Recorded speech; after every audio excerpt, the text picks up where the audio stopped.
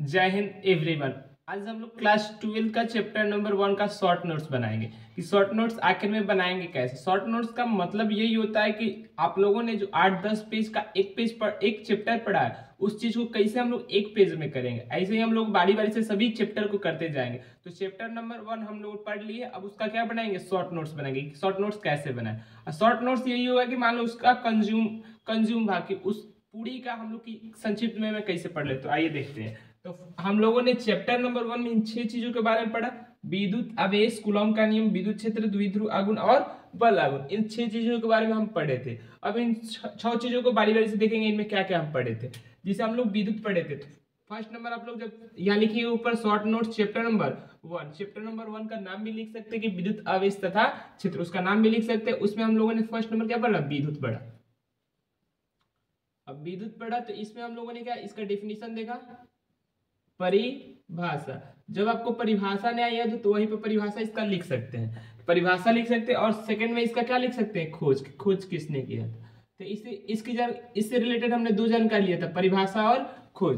बोलोगे तो परिभाषा हम बोल देंगे, लिखेंगे नहीं, यहाँ बोल देंगे। देखो हमको याद है कि विद्युत किसे कहते हैं, तो विद्युत एक ऊर्जा है जो किससे उत्पन्न होता है, आवेश से उत्पन्न होता है। उसी चीज को हम क्या बोलते हैं, विद्युत बोलते हैं। अब इसका खोज किसने किया था, तो बेंजामिन फ्रैंकलिन ने किया था। तो एक शॉर्ट नोट्स में क्या बनाएंगे, विद्युत लिख देंगे यहाँ पे फर्स्ट नंबर पे, विद्युत। अब यहाँ पर इसका डेफिनेशन नहीं लिखेंगे, खाली लिखेंगे खोज। कौन, बेंजामिन फ्रैंकलिन। बस विद्युत के बारे में जानकारी समाप्त हुई। मतलब शॉर्ट नोट्स में कभी हम लोग डिफिनीशन नहीं लिखेंगे, खाली जो चीज हम लोग मान लो एक्स्ट्रा जानते हैं वही चीज लिखेंगे। डिफिनीशन आप लोग को लॉन्ग नोट्स में लिखना है, डिफिनीशन शॉर्ट नोट्स में नहीं लिखना है। अब 2 नंबर पर क्या, आवेश। 2 नंबर पर आवेश हम पढ़े थे। अब देखो यहाँ भी इसके बारे में क्या पढ़े थे, इसका परिभाषा पढ़े थे, एंड इसको किसी चीज से सिंबल करते हैं, इसका SI मात्रा की ये सब चीज पढ़े थे। वो सब चीज को यहाँ लिखेंगे, ना कि यहाँ क्या लिखेंगे, परिभाषा लिखेंगे। परिभाषा लॉन्ग नोट्स में लिखा जाता है, शॉर्ट नोट्स में नहीं लिखा जाता है। तो आवेश के बारे में हमने क्या जानकारी दिया था कि आवेश का सिंबल Q होता है, आवेश का सिंबल Q होता है। इसका SI मात्रा क्या, कूलॉम होता है, SI मात्रा कूलॉम होता है। इसकी बीमा क्या होती है, AT होती है, इसकी बीमा AT होती है। ये तीन जानकारी किसके बारे में थी, आवेश के बारे में। आवेश का संकेत Q, इसका SI मात्रा कूलॉम और इसकी बीमा AT। बस हो गया, यहां ऐसे लिखेंगे, Q का SI मात्रक क्या, Q का SI मात्रक कूलॉम। डेफिनेशन आप लोगों को फिर रिकॉल कराते हैं, इसका डेफिनेशन क्या होता है। डेफिनेशन आवेश किसे कहते हैं, तो आवेश मान लो यहाँ Q होगा तो ये चारों तरफ क्या उत्पन्न करेगा, E उत्पन्न करेगा और B उत्पन्न करेगा तथा अनुभव भी करेगा। B का मतलब चुंबकीय क्षेत्र, E का मतलब विद्युत क्षेत्र। तो वैसी वस्तु जो क्या विद्युत क्षेत्र तथा चुंबकीय क्षेत्र उत्पन्न करती है उसी वस्तु को क्या बोलते हैं, आवेश बोलते हैं। समझ में आया, आवेश किसे बोलते हैं कि वैसी वस्तु, वैसा पदार्थ जो क्या अपने चारों तरफ इलेक्ट्रिक फील्ड यानी विद्युत क्षेत्र तथा चुंबकीय क्षेत्र उत्पन्न करता है तथा अनुभव करता है, उस चीज को हम लोग क्या बोलते हैं, आवेश बोल देते हैं। क्लियर हुआ, आवेश किसे कहते हैं। अब आवेश को क्यू से सूचित करते, देखो परिभाषा नहीं लिखेंगे, जब आपको याद जिसे नहीं पड़े तो आप पीछे जब पलट कर देखिएगा तो वहां आप लोग को डिफिनेशन लिखा। जैसे यहाँ आवेश आएगा तो इसका मतलब क्या होगा, जैसे हम भी आवेश है तो हम चारों तरफ क्या उत्पन्न करेंगे, विद्युत क्षेत्र तथा चुंबकीय क्षेत्र उत्पन्न करेंगे, उसी चीज को क्या बोल देंगे, आवेश। आवेश का सिंबल क्या लिखेंगे हम लोग, मान लो फिजिक्स में यूज करने की बात आएगी तो क्यू लिखेंगे, और इसका SI मात्रक जब लिखेंगे तो क्या लिखेंगे, कूलॉम लिखेंगे। और वैसे ही क्यू की बीमा क्या होगा, AT होगा। तो ये 3 चीज है, आवेश का डेफिनेशन नहीं लिखेंगे, यहाँ पर 3 चीजें हो गया। अब सेकेंड में हम लोग पढ़े थे क्या, इसका गुण। तो गुण में कम से कम आप कितना गुण याद रखिए, 3 से 5 के बीच में, चाहे 3 मिनिमम 5 मैक्सिमम। हमने तो 8 लिखवाया था, 9 लिखवाया था, आप लोग मिनिमम कितना याद कर सकते हैं, 3, और मैक्सिमम कितना, 5। लेकिन गुण तो हम बोले तो वहां छोड़ने वाली चीज नहीं, लेकिन मान लो एग्जाम के व्यू से कर रहे हैं तो कितना, 3 या 5 कर सकते हैं, 3 या 5 कर सकते हैं। 3 में कौन कर सकते हैं, आवेश का होता है हमेशा संरक्षित रहता है, आवेश का होता है संरक्षित रहता है। फर्स्ट गुण नंबर में देखो संरक्षित, अब ऐसे लिखेंगे आवेश हमेशा संरक्षित रहता है, लॉन्ग नोट्स में दिख जाएगा। गुण नंबर 1 की आवेश संरक्षित होता है, आवेश क्या होता है? क्वांटाइज, क्वांटाइज होता है कौन? आवेश क्वांटाइज होता है। फिर हम लोग थर्ड नंबर में क्या लिखेंगे? विरामावस्था में आवेश क्या क्या उत्पन्न करता है? ओनली, केवल क्या उत्पन्न करता है? विद्युत क्षेत्र उत्पन्न करता है। मान लो अगर Q किस में है? विरामा में, तो ये क्या उत्पन्न करेगा? ओनली ई को उत्पन्न करेगा। गुण नंबर 3। फिर गुण नंबर 4 में क्या बोल सकते हैं कि अगर आवेश को एक समान रूप से गति करा दिया जाए या अचर वेग से गति करा दिया जाए तो क्या क्या उत्पन्न करेगा? ई और बी, ई और बी उत्पन्न करेगा। अचर वेग आप लोगों को क्लियर होगा। अचर वेग का मतलब क्या होता है? यानी वेग का मान कभी बदलेगा नहीं, हमेशा फिक्स रहेगा।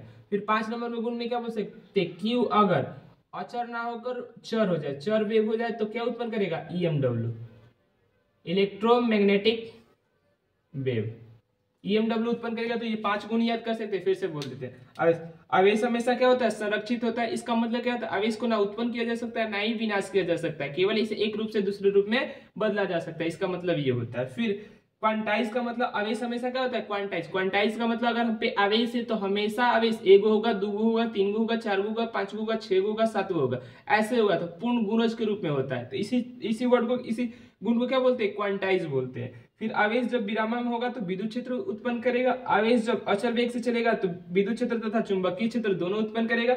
आवेश अगर चर वेग से चलेगा, चर का मतलब जो बदलने वाला, तो ईएमडब्ल्यू यानी विद्युत चुंबकीय तरंग को उत्पन्न करेगा। तो हम लोगों ने आवेश के बारे में देख लिया। अब आवेश में ये दो चीज आता है, क्वांटाइज, थोड़ा सा उसके बारे में देख ले। देखो हमने विद्युत देख लिया, आवेश देख लिया। आवेश के बारे में 6 जानकारी, यहाँ 3 और यहाँ 5। ये गुण था किसका? आवेश का। अब आते एक ये होता है क्वांटाइज,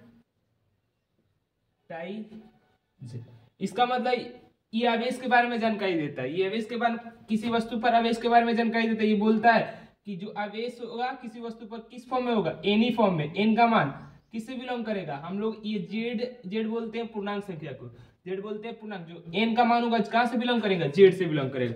और कौन? आवेश। जो मान लो हम पे अगर आवेश तुम दे रहे हो तो हमेशा क्या? एक ई होगा, एक क्या है? पूर्णांक संख्या। दो ई होगा, दो भी क्या है? पूर्णांक संख्या।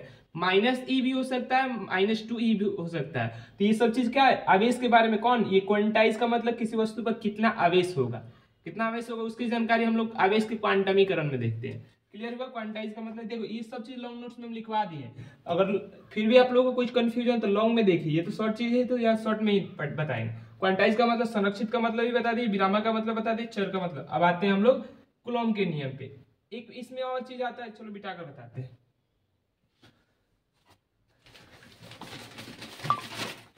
बिठा दे। देखो जब आवेश पढ़ रहे थे तो किसी वस्तु को क्या करने? आवेशन की विधियां भी पढ़ रहे थे कि किसी वस्तु को कैसे आवेशित कर सकते, उसी चीज को क्या बोलते हैं? आवेशन। जैसे मान लो हम पे चार्ज ले, हम पे कैसे आवेश लाओगे? तो इसमें 6 विधि पढ़े थे, 1 2 3 4 5 और 6 विधि पढ़े थे। हम 3 विधि लिखेंगे, 3 विधि आप लिखिएगा। 3 विधि में भारी वाला हम लिख देते हैं, आसान वाला आप लिखिएगा। आप लोग पढ़े होंगे तो लिख सकते हैं, कोई दिक्कत नहीं, कमेंट में लिखिएगा 3 विधि कौन सी। तो 3 विधि में हम, चलो, प्रकाश, विद्युत उत्सर्जन, फिर क्षेत्र उत्सर्जन, भारी वाला हम लिख देते हैं, कोई दिक्कत नहीं, आसान वाला ही आप लिखिए। क्षेत्र उत्सर्जन, फिर तापीय उत्सर्जन, चलो चौथा भी लिख देते हैं हम लोग, क्या? घर्षण। उसके बाद 2 आप लिखिएगा, 2 कौन सी विधि है जो किसी वस्तु को क्या कर सकती है? आवेशन करती है। और इसका जवाब आप लोग कमेंट में दीजिएगा। अगर पढ़ेंगे अच्छे से तो जवाब दे सकते हैं कि आवेशन की 2 कौन सी विधियां होती है। 5वां 6ठा नंबर और छोटा है, इंग्लिश और हिंदी दोनों में आप टाइप करके लिख सकते हैं, कोई दिक्कत नहीं। तो आवेशन की 6 विधियां होती है, हमने 4 विधियां लिख दी और 2 विधि आप लोगों को होमवर्क या कमेंट बॉक्स में लिखने के लिए दे दिए। क्लियर हुआ? अब हम लोगों ने विद्युत पढ़ लिया, आवेश पढ़ लिया। अब कूलॉम का नियम देख लेते हैं।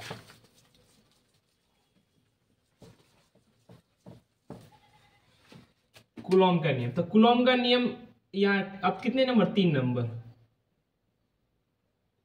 कूलॉम का नियम,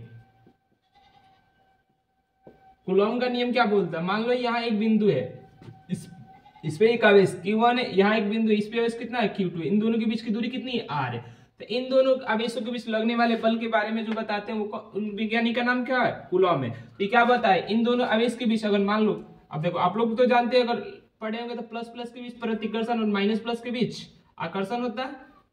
और यही वही बात है, Q1 और Q2 वही सेम चीज है, प्लस माइनस या माइनस प्लस हो सकता है, ये दोनों में से कोई चीज हो सकता है। तो दोनों में कोई ना कोई बल लगेगा। तो उस बल के बारे में जानकारी कौन दे रहे हैं? कूलॉम दे रहे हैं। ये बोल रहे हैं जो बल होगा वो Q1 और Q2 के इस सिंबल को यहाँ समानुपाती पढ़ेंगे, सीधा सीधा होता तो समानुपाती पढ़ देते हैं। और अगर मान लो ये अगर बट्टा में हो गया तो इस सिंबल को क्या पढ़ेंगे? व्युत्क्रमानुपाती पढ़ेंगे। तो देखो ये आर क्या है? दूरी है, दोनों आवेश के बीच की दूरी है, और इसका क्या किया है? वर्ग की है। तो बोल रहे हैं पहला कथन में जो बल होगा दोनों आवेश के गुणनफल के समानुपाती तथा दूरी के वर्ग के आई सिंबल को बोलेंगे व्युत्क्रमानुपाती होता है जो बल होता है। क्लियर होता है? क्लियर हुआ? आपका कूलॉम का नियम देखो, कूलॉम का नियम क्या बोलता है? दो बिंदु आवेश के बीच लगने वाला जो ये एफ है यानी बल है, वो दोनों आवेशों का क्या होता है? गुणनफल के समानुपाती तथा बीच की दूरी के वर्ग के व्युत्क्रमानुपाती होता है। यही चीज के क्या बोलते हैं? कूलॉम का नियम बोलते हैं। तो नियम को लिखित फॉर्म में लिख देने के बाद पूछेगा कूलॉम का नियम लिखे तो लिख दीजिए। उसके बाद अगर समझाने को बोले तो ये डायग्राम आपको बनाना पड़ेगा, ये डायग्राम बनाना पड़ेगा। यहाँ Q1 एक बिंदु पर हो जाएगा, मान लो इस बिंदु का नाम ए दे दीजिए, इस बिंदु का नाम बी। ए पर Q1 है, बी पर Q2 है, उन दोनों के बीच R है, उन दोनों के बीच जो बल होगा ऐसे फॉर्म में होगा कि F जो होगा Q1 और Q2 के समानुपाती और F व्युत्क्रमानुपाती होगा 1/r² के। अब देखो इस चीज को मर्ज कर ऐसे लिखा जाता है कि Q1 Q2 बटा R। फिजिक्स में जब भी ये समानुपाती का सिंबल या व्युत्क्रमानुपाती का सिंबल हटता है तो एक नियतांक आता है, यहाँ पर नियतांक K आया है, और इस K का हम लोग बोल सकते हैं कूलॉम्बिक नियतांक या विद्युत स्थैतिकी नियतांक। फिर से बोल रहे हैं K को क्या बोल रहे हैं? वैद्युत स्थैतिकी नियतांक। क्लियर हुआ? देखो बोलने में हो सकता है अंग्रेजी वर्ड थोड़ा सा बोलने में आप लोगों को लटपटा सकते हो, इधर उधर हो सकता है, कोई दिक्कत नहीं। इस चीज को हम क्या बोल रहे हैं? वैद्युत स्थैतिकी नियतांक। ये F का एकदम अल्टीमेट मान हो जाएगा। अगर कहीं भी आपको बल निकालना है तो ये फॉर्मूला लगाइए, किन दोनों दो आवेशों के बीच क्या निकालना है? बल निकालना है, तो ये फॉर्मूला लगाइए, आप लोगों को ऑटोमेटिक जो चीज आएगा वही बल होगा, वही बल होगा। इस बल का नाम वैद्युत स्थैतिकी बल होगा। मिटा दे, ये कूलॉम का नियम हो गया। अब इसके के बारे में थोड़ी जानकारी ले लेते हैं। अब देखो कूलॉम का नियम इतना ही पूछा जाता है, कूलॉम का नियम लिखिए तथा क्या समझाइए। तो समझाने में ये चित्र बनाकर इतना लिख सकते हैं तो वो समझ जाएगा कि एग्जामिनर आप भी क्या बोल रहे हैं, एग्जामिनर खुद समझ जाएगा। तो क्लियर होगा, लिख भी दिए और समझा भी दिए। फिर एक चीज होता है कि इसी नियम की सहायता से आप किसका डिफिनेशन दे दीजिए? एकांक आवेश का डिफिनेशन दे दीजिए। तो एकांक आवेश का डिफिनेशन देने के लिए जो मान लो ये दूरी होगा उसको क्या मान लेंगे? 1 मीटर, और जो बल होगा उसको क्या मान लेंगे? 9 × 10⁹ न्यूटन। अब देखो दो आवेश 1 मीटर दूरी पर उपस्थित हो और उनके बीच लगने वाला वैद्युत स्थैतिकी बल कितना हो? 9 × 10⁹, तब उन दोनों आवेश को क्या बोलते हैं? एकांक आवेश बोलते हैं। क्लियर हुआ? एकांक आवेश अगर कोई पूछे तो बता दीजिए कि 1 मीटर दूरी पर स्थित दो आवेश के बीच लगने वाला वैद्युत स्थैतिकी बल कितना हो? 9 × 10⁹ न्यूटन हो, तब उन दोनों आवेश को एकांक आवेश कहते हैं।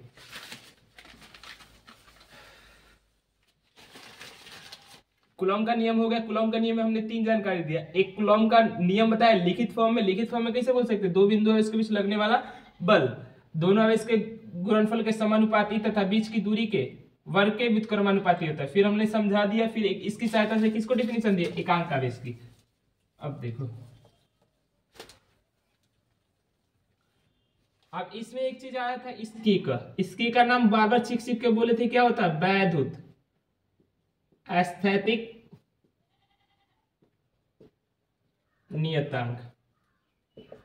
तो देखो K का दो चीज मान होता है, एक होता है इसका अंकों में मान, तो अंकों में मान को आंकिक मान बोलते हैं 9 × 10⁹, और मात्रक पूछा जाए तो मात्रक कैसे लिखा जाता है? F का यहाँ फॉर्मूला लिखा थे Q1 Q2 बटा R²। यहाँ K का मान मात्रक निकालना था, K को एक साइड रखकर F के साइड भेज देते तो ऐसा फॉर्म आ जाएगा Q²।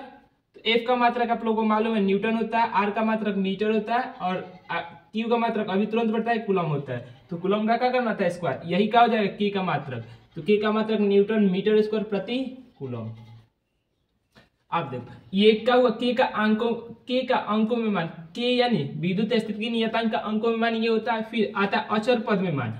अचर पद में देखिएगा इसका मान होगा 1/4πε0, 1/4πε0, और K यानी 1/4πε0, और K यानी यही अंक वाला 9 × 10⁹। देखिए कभी कभी हम लोग लिखेंगे K, कभी कभी लिखेंगे 1/4πε0, कभी कभी लिखेंगे 9 × 10⁹ न्यूटन मीटर स्क्वायर प्रति कूलम स्क्वायर। फिर यहाँ एक और चीज आता है, इस चीज को क्या बोलते हैं? देखो यहाँ इसको बोलते हैं विद्युतशीलता। किसकी विद्युतशीलता? हवा की विद्युतशीलता या निर्वात की विद्युतशीलता। निर्वात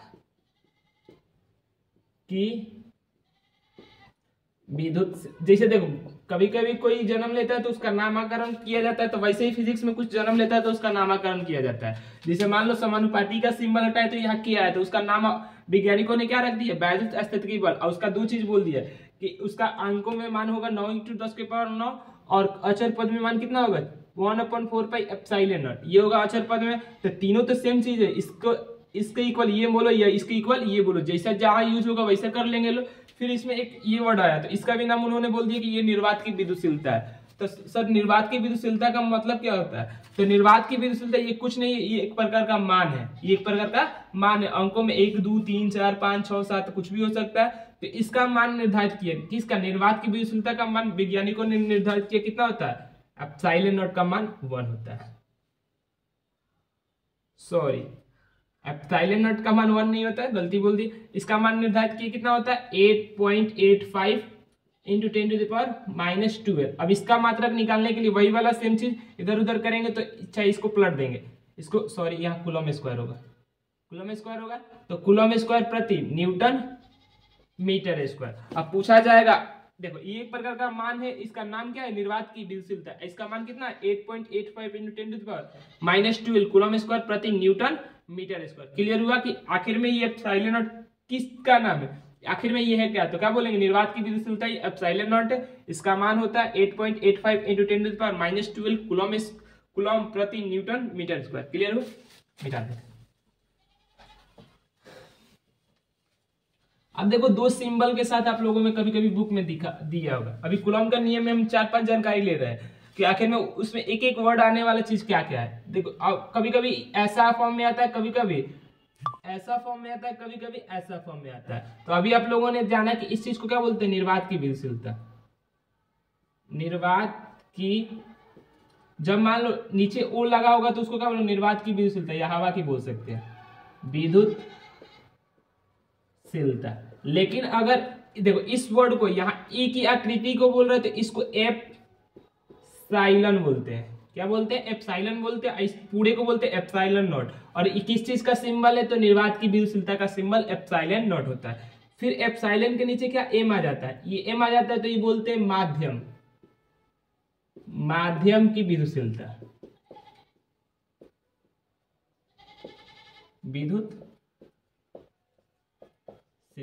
फिर एप्सिलॉन आ जाता है तो आर का मतलब सापेक्ष, रिलेटिव बोलते हैं, तो इसको बोलते हैं सापेक्ष विद्युतशीलता, सापेक्ष विद्युतशीलता।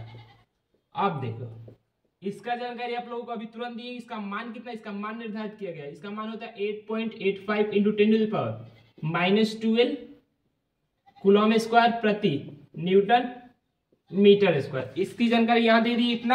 अब देखो एग्जाम में दो ही चीज पूछा जाता है कि आप बताइए कि एप्सिलॉन नॉट, अब बुक में दिया होगा एप्सिलॉन नॉट का मतलब आप लोग समझेंगे कि वहां किस चीज को संबोधित कर रहा है।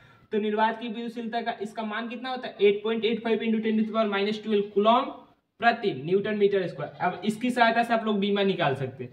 बीमा निकालने का सिंपल तरीका, ए का बीमा होता है AT का स्क्वायर और नीचे MLT - 2 मीटर का L स्क्वायर। इधर ऊपर नीचे कीजिएगा, जो बीमा आएगा वही किसकी बीमा हो जाएगी, एप्सिलॉन नॉट की बीमा हो जाएगी। अब देखो एप्सिलॉन एम को क्या बोलते हैं, माध्यम की विद्युतशीलता, और एप्सिलॉन आर को क्या बोलते हैं, सापेक्ष विद्युतशीलता। इसका मान निर्धारित नहीं किया गया, जैसे जैसे माध्यम होगा वैसे वैसे इसका मान होगा। तो खाली अगर एप्सिलॉन एम आएगा तो उसको पढ़ेंगे क्या, माध्यम की विद्युतशीलता। समझ में, एप्सिलॉन एम आएगा तो क्या पढ़ेंगे, माध्यम की विद्युतशीलता। जब आएगा तो उसके इक्वल हम क्या पुट करेंगे, अभी तुरंत जानकारी मिल जाएगा। और एप्सिलॉन आर आएगा तो क्या पढ़ेंगे, सापेक्ष विद्युतशीलता। देखो सापेक्ष विद्युतशीलता का आप लोगों में हो सकता है क्या पूछ दे, परिभाषा भी पूछ दे। तो जो अगर मान लो डिटेल में पढ़ा हो परिभाषा इसका जानता है कि सापेक्ष विद्युतशीलता को ER बोलते, ER होता है EM बट्टा एप्सिलॉन एम बट्टा एप्सिलॉन नॉट। अब देखो एप्सिलॉन एम और एप्सिलॉन नॉट का क्या है, अनुपात को क्या बोलते हैं, सापेक्ष विद्युतशीलता। पूछा जाएगा परिभाषा तो दे सकते हैं कि माध्यम की विद्युतशीलता तथा निर्वात की विद्युतशीलता के अनुपात को क्या बोलते हैं, सापेक्ष विद्युतशीलता। क्लियर हुआ, यही चीज बोलते हैं। अब देखो इसका मान निर्धारित किया गया है क्या, सापेक्ष विद्युतशीलता। ऐसा पूछा जाता है, बताओ किसका, हवा का सापेक्ष विद्युतशीलता। हवा का ER का मान कितना था, हवा का सापेक्ष विद्युतशीलता का मान कितना था, 1 होता है। और ये एप्सिलॉन नॉट अलग है, ER अलग है। और पूछा भी जाता है कि इसका एसआई मात्रक क्या है, तो ऊपर दिख रहा है कि ऊपर भी एप्सिलॉन है नीचे भी एप्सिलॉन है, तो इसका एसआई मात्रक कुछ नहीं आएगा। ये एक प्रकार का अंक, प्योर अंक है, और ये अंक नहीं है, एक प्रकार की भौतिक राशि। उस भौतिक राशि का क्या नाम है? निर्वात की विद्युतशीलता। अब भौतिक राशि किसे बोलते हैं? तो जिसमें क्या आ जाए, एक नंबर आ जाए और यूनिट आ जाए, उस चीज को क्या बोलते हैं? भौतिक राशि बोलते हैं। क्लास 11th में जो पढ़े होंगे उनको मालूम है कि एक नंबर और यूनिट आ जाता है तो उसको क्या बोलते हैं? फिजिकल क्वांटिटी यानी भौतिक राशि बोलते हैं। आप देखो तो यहाँ एक अंक आ गया और उसके साथ मात्रक आ गया, तो ये चीज एप्सिलॉन नॉट क्या हो जाएगी? भौतिक राशि। उस भौतिक राशि का नाम क्या है? निर्वात की विद्युतशीलता। वैसे ही लेकिन देखो एप्सिलॉन नॉट 1 है, ये एक प्रकार की भौतिक राशि नहीं, एक प्रकार का अंक है, एक प्रकार का है अंक है। इसका मान निर्धारित किया गया। जैसे आप लोगों को पूछा जाएगा कि हवा की सापेक्ष विद्युतशीलता कितना होते हैं, तो याद रखेंगे कितनी होती है? 1। और वैसे ही पूछा जाएगा पानी की सापेक्ष विद्युतशीलता कितनी होती है, तो 81 होती है। अब धातु की पूछा जाता है, धातु की ईयर कितना होता है? इन्फिनिटिव यानी अनंत। ये तीन चीजें याद रखेंगे, आप लोग एग्जाम में 1 मार्क्स में पूछा भी जाता है कि पानी की बताओ सापेक्ष विद्युतशीलता कितनी होती है। अब देखो यहाँ से इसका डिफिनीशन आप लोगों को फिर से बोल देते हैं। ईएम एप्सिलॉन एम बटा एप्सिलॉन नॉट के अनुपात को क्या बोलते हैं? सापेक्ष विद्युतशीलता। आप लोग डिटेल में भी लिख सकते हैं। तो इस इतनी बार जानकारी हम लोग कूलॉम के नियम में पढ़े थे। अगर फिर भी दिक्कत करें तो कमेंट जरूर कीजिएगा कि हमने ये जानकारी छोड़ दी है। मिटा दें। कूलॉम का नियम भी खत्म हो गया। अब हम लोग विद्युत क्षेत्र आते हैं। विद्युत क्षेत्र चौथा नंबर में देखो एक पेज का होगा, आप लोग देखिएगा तो एक पेज का होगा, बारी बारी से लिखिएगा, एक पेज से ज्यादा नहीं जाएगा, एक पेज से ज्यादा नहीं, बारी बारी से सबको लिखेंगे। फिर हम लोग विद्युत क्षेत्र, तो विद्युत क्षेत्र का भी डिफिनीशन वही होगा, इसका परिभाषा यहाँ नहीं लिखेंगे। विद्युत क्षेत्र किसे कहते हैं अगर नहीं मालूम है तो फिर हम लोग डिटेल में जाएंगे, डिटेल में विद्युत क्षेत्र किसे कहते हैं। फिर भी यहाँ बताए थे किसी आवेश के चारों तरफ वह क्षेत्र जिसमें का किसी अन्य आवेश पर क्या विद्युत अस्थितिकी बल आरोपित करता है, उसी क्षेत्र का नाम क्या होता है? विद्युत क्षेत्र होता है। फिर भी जानकारी अगर डिटेल में जाना तो लॉन्ग वीडियो के पास ही जाना पड़ेगा। हम तो यहाँ शॉर्ट बता रहे हैं, तो शॉर्ट में क्या विद्युत क्षेत्र में क्या क्या जानकारी थी? एक था इसमें विद्युत क्षेत्र की तीव्रता यानी इसकी ताकत, विद्युत क्षेत्र की ताकत बताने के लिए इसकी तीव्रता के पास जाएंगे। विद्युत क्षेत्र की तीव्रता, इस पूरी का सिंबल वैज्ञानिकों ने निर्धारित किया, कितना क्या लिखेंगे? ई लिखेंगे। विद्युत क्षेत्र की तीव्रता का सिंबल ई बराबर क्या होता है? देखो ई भी एक सदिश राशि, ए भी एक सदिश राशि। सदिश राशि को रिप्रेजेंट करने का तरीका क्या होता है? ऊपर एक एरो दे दीजिए। जब भी सदिश आएगा ऐसा कर सकते हैं, कोई दिक्कत नहीं है। लेकिन 11th एंड 12th स्टैंडर्ड पर क्या खाली परिणाम पर ही हम लोग काम चल जाता है, इसलिए हम लोग इस चीज का सिंबल कभी देते नहीं। लेकिन अगर सटीक वे में देखा जाए तो हर सदिश के ऊपर एक क्या आएगा? एरो का सिंबल आएगा। दे रहे हैं तो बहुत प्योर आप लोग सही कर रहे हैं, अगर नहीं दे रहे तो आप लोग खाली एग्जाम के व्यू से पढ़ रहे हैं लेकिन यूज नहीं कर रहे। देखो एक सदिश है तो ऊपर क्या है? एक वेक्टर का सिंबल दे सकते, एफ है तो उसके ऊपर क्या है? वेक्टर का सिंबल दे।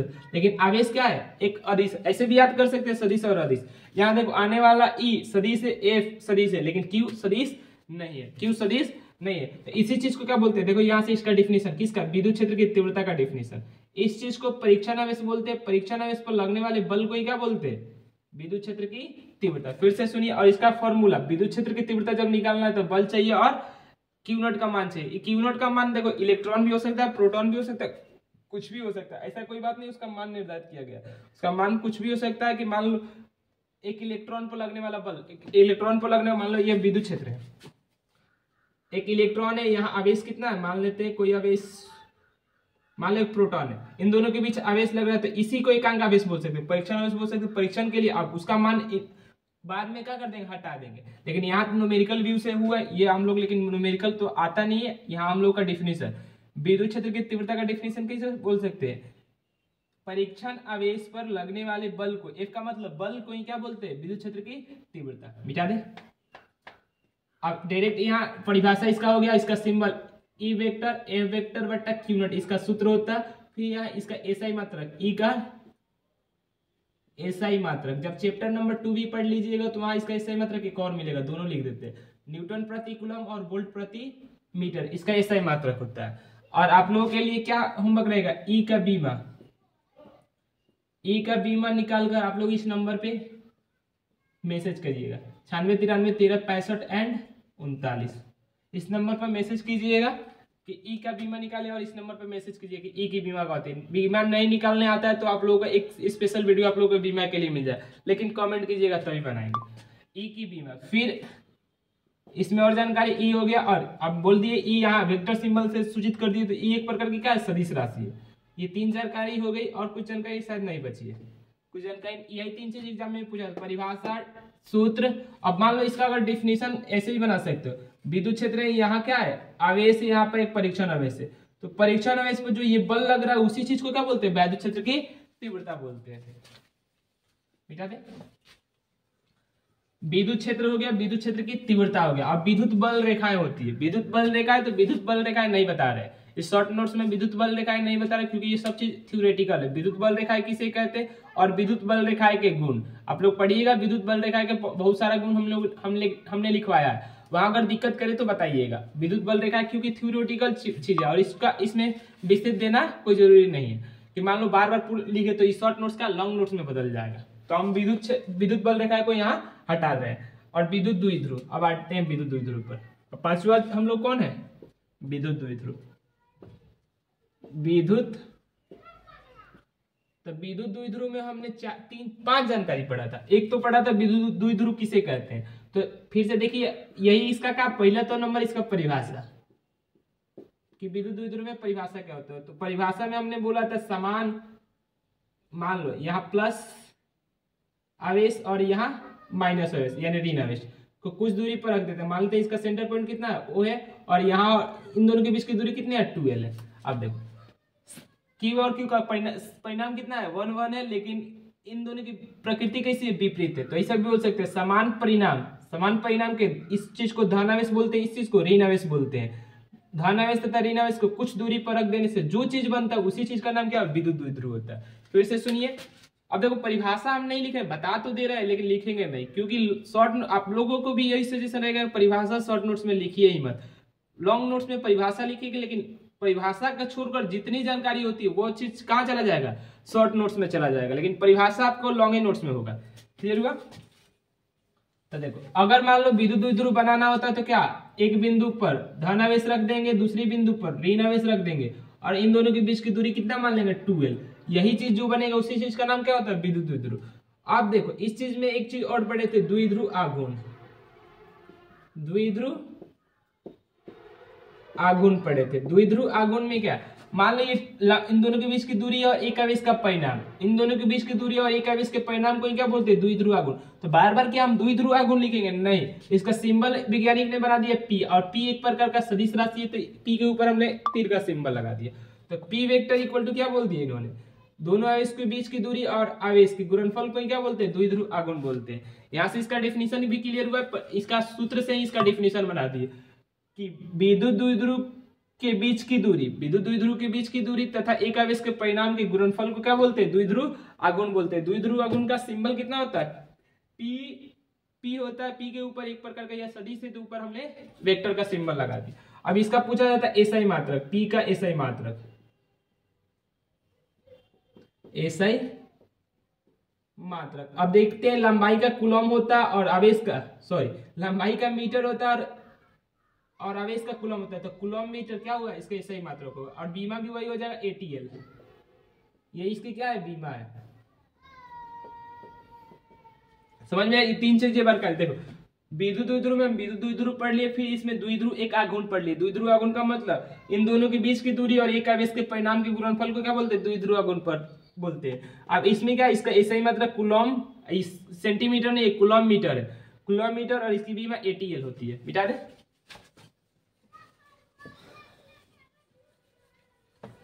अब देखो फिर विद्युत द्विध्रुव में एक और पढ़े थे, इस पे तीव्रता, विद्युत द्विध्रुव।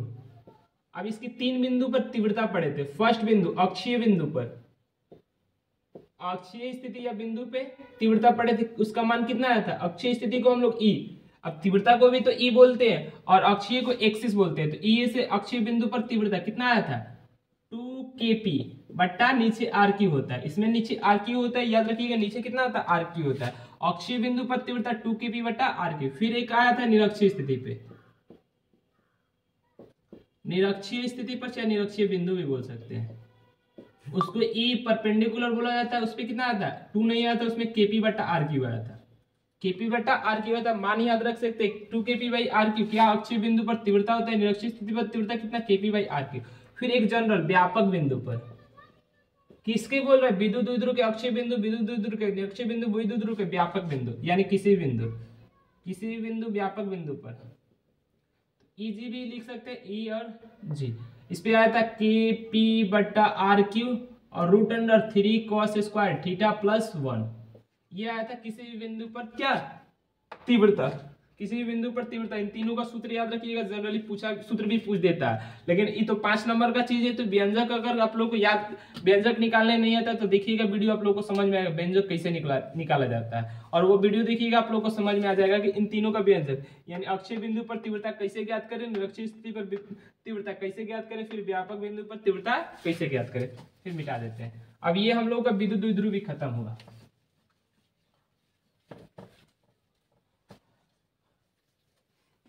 आप देखो बल आघूर्ण, एक चीज बल आघूर्ण 6 नंबर है।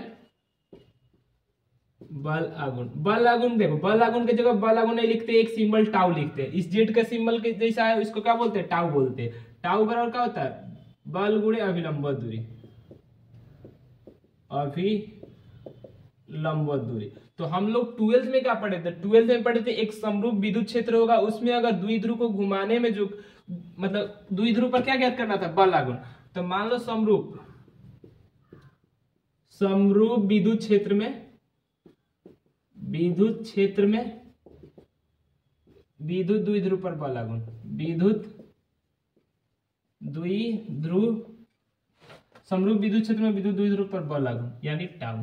तो यहाँ टाउ इक्वल टू कितना आया था, PE sin थीटा। अब देखो यहाँ भी सदिश से रिप्रेजेंट कर सकते हैं।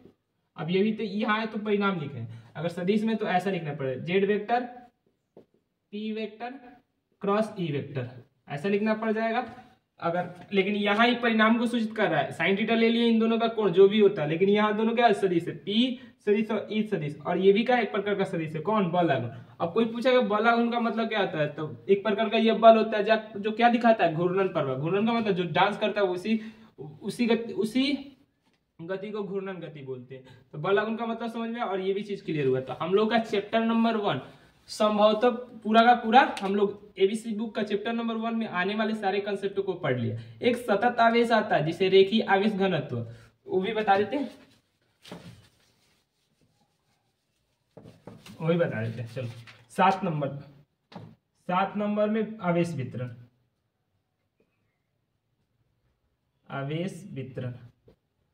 वितरण में हम लोगों ने पढ़ा था रेखीय आवेश घनत्व, रेखीय आवेश। अब मान लो रेखीय आवेश घनत्व को रेखीय आवेश घनत्व ना लिखेंगे, क्या लिखेंगे, लेमडा लिखेंगे। लेमडा इक्वल टू होगा Q/L, यानी इकाई लंबाई पर मौजूद आवेश को क्या बोलते हैं, रेखीय आवेश घनत्व बोलते हैं। फिर 2 नंबर आया था पृष्ठीय आवेश घनत्व, पृष्ठीय आवेश घनत्व, इस चीज का सिंबल होता है सिग्मा। रेखीय आवेश घनत्व का सिंबल लेमडा, इस चीज का सिंबल सिग्मा इंटू ए। इकाई क्षेत्रफल में मौजूद आवेश को क्या बोलते हैं। अब देखो इसका क्या पूछा जाता है, ऐसा ही मात्रक, तो कूलम प्रति मीटर भी इसका ऐसा ही मात्रक हो जाएगा। बीमा आप लोग निकाल सकते हैं, कूलम का ATL-1, इसकी क्या हो जाएगी, बीमा हो जाएगी। ऐसे निकाल सकते हैं कि इसका फॉर्मूला लेमडा बराबर Q/L, इसी को क्या बोलते हैं, रेखीय आवेश। मान लो अगर रेखीय आवेश घनत्व निकालना तो आवेश चाहिए और इकाई लंबाई चाहिए, उसमें अगर भाग दे देंगे तो जो आएगा वो क्या बोल देंगे, रेखीय आवेश घनत्व। पृष्ठीय आवेश घनत्व Q/A, और वैसे ही आयतनिक आवेश घनत्व, इस चीज का सिंबल रो होता है, रो इक्वल टू Q/V। और मान लो इकाई आयतन में मौजूद आवेश को ही क्या बोलते हैं, आयतनिक आवेश घनत्व। तो हम लोग का चैप्टर अंततः क्लियर हुआ, अंततः समाप्त भी हुआ। अगर फिर भी आप लोगों को कोई भी चीज छूटा हुआ होगा तो आप लोग कमेंट कीजिएगा, उस छूटे हुए का हम लोग सोल्यूशन इस वीडियो में नहीं हो सकता, अगले वीडियो में हो सकता है कि उस चीज को शॉर्ट नोट्स जो बताए तो उस चीज को बता दे। तो आप लोग कमेंट जरूर कीजिएगा, और वीडियो आपको अच्छा भी लगा तो अपने दोस्तों के पास शेयर कीजिएगा। और आप लोग का जो 2025 आने वाला एग्जाम है उसका फुल प्रिपरेशन करना चाहते हैं तो इस चैनल को क्या कर सकते हैं आप लोग, सब्सक्राइब कर सकते हैं, क्योंकि इस वीडियो पर ऐसे ही आप लोगों को बहुत बेहतरीन बेहतरीन लेक्चर आपको मिलता ही रहेगा। और आप लोगों को लेक्चर में कोई त्रुटि दिखे तो आप लोग कमेंट में ये भी बता सकते हैं सर त्रुटि यहाँ है। और त्रुटि के लिए तो हमेशा आप लोगों से माफी चाहेंगे कि त्रुटि हम लोग ज्यादा से ज्यादा करेंगे कि गलतियां हमसे ना हो। तो थैंक यू सो मच, आज का यह लेक्चर इतना ही रखते हैं और वीडियो देखने के लिए बहुत बहुत धन्यवाद आप सभी।